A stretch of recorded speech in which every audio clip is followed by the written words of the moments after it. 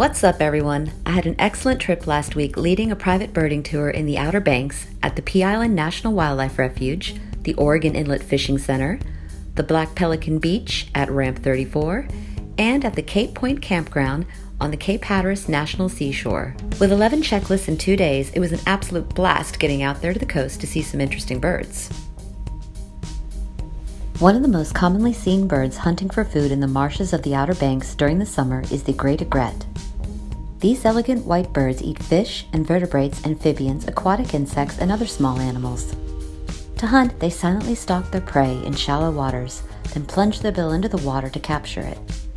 As cunning opportunistic types, they're also known to steal their food from other smaller herons and egrets. Speaking of herons, check out this Tricolor Heron. Isn't he handsome? This striking bird is a year-round resident of the coastal regions of North Carolina and can be found in marshes, swamps, bayous, mudflats, lagoons, and coastal ponds. They're a medium-sized, long-legged, long-necked heron with a long, pointed yellowish or grayish bill with a black tip. The legs and feet are a dark gray. Adults have a blue-gray head, reddish-purple neck, back and upper wings, with a white line running down its neck. Their belly is white. This little guy was a tricky bird to ID for sure. It's a juvenile yellow-crowned night heron. These small heron species often are misidentified as a black-crowned night heron when they are in their first year. The easiest way to tell them apart is by eye color. The black-crowned variety has yellow eyes, whereas this yellow-crowned, seen here, has ruby red eyes. Both birds are a buff color, with streaks of brown running through their plumage, which makes them difficult to tell apart when viewing them at a distance. Another interesting heron species that we saw was this little blue heron. You may be asking why this particular bird is called a blue heron. The color doesn't fit, does it? Well, the reason is that this is actually a juvenile little blue heron. The young ones are dressed entirely in white plumage during their first year. This white bird is often confused with snowy egrets and cattle egrets. It is tough to narrow down a definitive ID from a distance, so the ability to take pictures of the bird in question for further review is super helpful. The Glossy Ibis is another year-round resident of the North Carolina coast. Like other shorebird species, they are mostly found in marshes and mudflats looking for a snack in the shallow water. From a distance or in poor light, they appear to be dressed all in black, but if you're able to get a closer look at them, you'll see that they are actually a reddish-brown color with a shiny iridescent bottle green color on their wings. I wish that I could have been a bit closer to get some better photos of this beautiful bird, but this is the best I got. A white ibis flew in and landed on a tree nearby. How cool is that? The white ibis eats a wide variety of food from all sorts of sources. They are just as likely to be seen hunting for fish and crustaceans in a marsh as they are to be seen rummaging for scraps of food at a dump. These gorgeous white birds with the Carolina blue eyes also move around croplands, helping farmers to rid the area of insects. Because of their role in helping control crop pests, ibises are very valuable to farmers. The adaptability of the white ibis to get its food from many different sources ensures its success as a species. And what a wonderful thing that is, because they are absolutely beautiful. Now here are a couple of birds I was really excited to see. A male and female black-bellied plover. These birds, also known as gray plovers, are really quite beautiful with that bold black and white plumage. This is the largest species of plover found in North America, and because they typically breed in the high Arctic zones, I really didn't expect to see the two of them here during the summer. My best assessment is that this is a non-breeding pair who just happen to be spending the summer together here on the coast. Such a great find. While I was busy photographing the black-bellied plovers, I nearly missed this American oystercatcher standing in the shallow water nearby. Unfortunately, he kept his back to me the entire time, but I was still glad to see him. Now these birds are really cool. They're called marbled Godwits.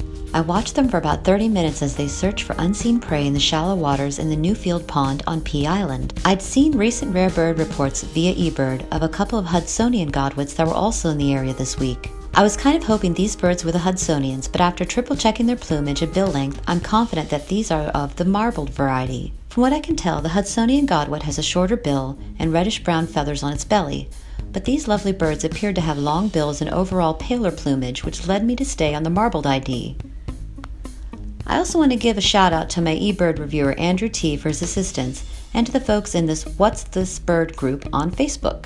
While I'll say that I'm pretty darn good at spotting the details that make all the difference in properly IDing a bird, Stretch-necked, long-legged brown shorebirds are a real pain in the ass to sometimes put a label on, so I'm always grateful for all the help that I can get from my fellow birders whenever I can. You guys are awesome.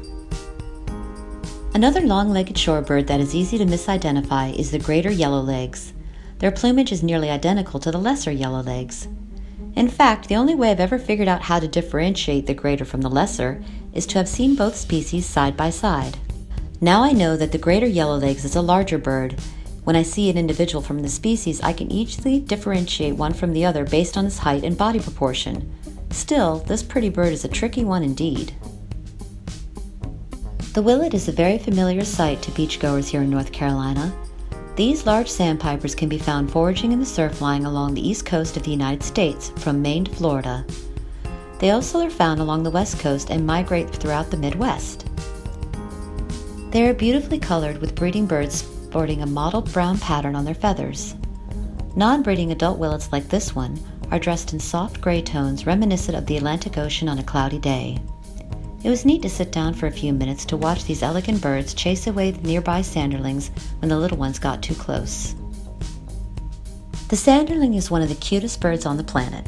When I was a kid, I used to call them doobie-doos while chasing them on the beach. Today I'm still chasing them, but with my cameras, which is probably a better situation for these little guys. This small, plump, pale sandpiper species is typically found in non-breeding plumage here in North Carolina, which is white below, pale gray above, with a small dark shoulder patch usually visible at the bend of the wing. A relatively broad white wing stripe bordered by black was also visible when they were flying away, a field mark that I'm well familiar with since I was a kid. This spotted sandpiper was a pretty cool find too. I found him looking for insects in the grass with a Killdeer buddy at the Pea Island Visitor Center. A spotted sandpiper's diet includes just about anything that is small enough for them to eat. Common foods include midges, mayflies, flies, grasshoppers, crickets, worms, snails, and small crustaceans. This Killdeer was quite curious about my presence. She came right up close, gave me the once-over, and went off about her business of finding a meal without concern. Killdeers are one of the largest species of ringed plover in the United States. The breeding range spans the entire country, from the Pacific coast all across the southern states. As a ground-dwelling bird, the Killdeer prefers open space with minimal vegetation, which may include lawns, driveways, parking lots, golf courses, and open fields. Now, what would a trip to the Outer Banks be if I didn't talk about gulls, terns, and skimmers? Of course, I saw a ton of these guys too, although not quite in the numbers I'd expected for the area. First up is the least tern. As its name suggests, this delicate little bird is the smallest of America's terns. They can be differentiated from the similar-looking common tern by looking closely at their head to see that tiny white patch of feathers extending from the base of its bill to his forehead. Here we've got a beautiful common tern. The most widespread tern species in North America, common terns breed across most of Canada, from Newfoundland to Alberta, and from Labrador down the Atlantic coast into the United States, and even right here along the coast of North Carolina. Groups of them often hover near the surface of the water with their quick, flickering wing beats, catching small fish and invertebrates. They are also known to plunge dive like mini feathered darts, hovering above their prey and then dropping at high speed into the sea. One of the prettiest terns I've seen on this trip is the Forsters Tern. With jet black caps and orange bills, adults in breeding plumage look very similar to common terns, but this bird is dressed in non-breeding plumage with that distinctive black spot behind its eye, which made this idea a whole lot easier. Another gorgeous tern species that I saw here on Pea Island was the royal tern. These handsome birds can be found looking for food in bays, lagoons, estuaries, and saltwater marshes here in the coastal reaches of North Carolina. They are dedicated parents. In fact, juveniles often stay with their mom and dad for up to 8 months after hatching, an unusually long period of parental care in the bird world. A similar-looking bird to the royal tern is the Caspian Tern. The main ID differentiator is to take a close look at the bill. The Caspian Tern has a little bit of black color showing at the top of its bill that the royal tern lacks. These guys are the largest of all tern species and are found worldwide on every continent except for Antarctica. Caspian terns form mated pairs that stay together for the breeding season. Some pairs remain together for many years, but only 25% of pairs mate again in the next year.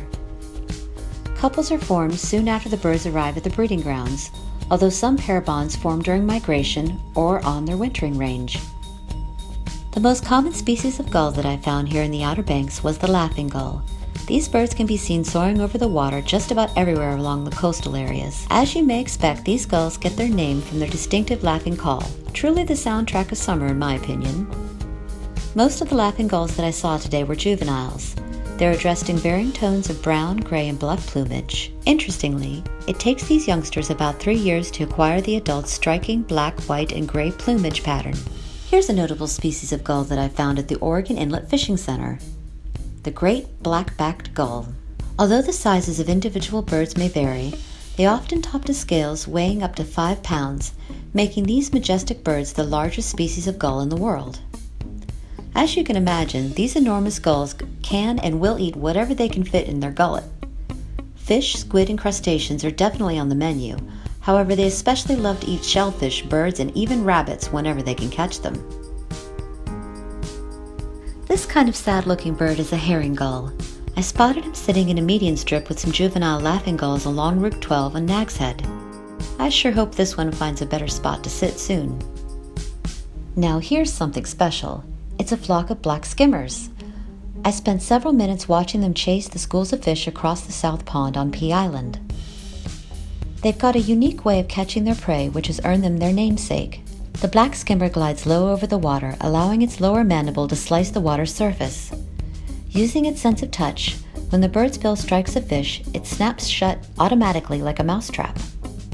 The skimmer then aligns its prey head first before swallowing it whole. Because they hunt relying on a sense of touch rather than sight, black skimmers may hunt during the day or night. Studies have shown that their foraging activity is correlated with the tidal cycles, with most of their hunting activity peaking near and during low tide. Aren't they marvelous? Alright, that's it from the Outer Banks. I'm looking forward to making a return trip to the Pea Island National Wildlife Refuge and the Cape Hatteras area this fall to catch some cool new birds which will stop here during autumn migration. Want to join me on that trip? Reserve your spot today. Check out the Go Birding With Me tour page on birdwatchingnc.com for booking details. If you like this content, hit that subscribe button, ring that bell, and don't forget to check out birdwatchingnc.com to stay up to date with my latest birding adventures. Until next time, my friends, happy birding.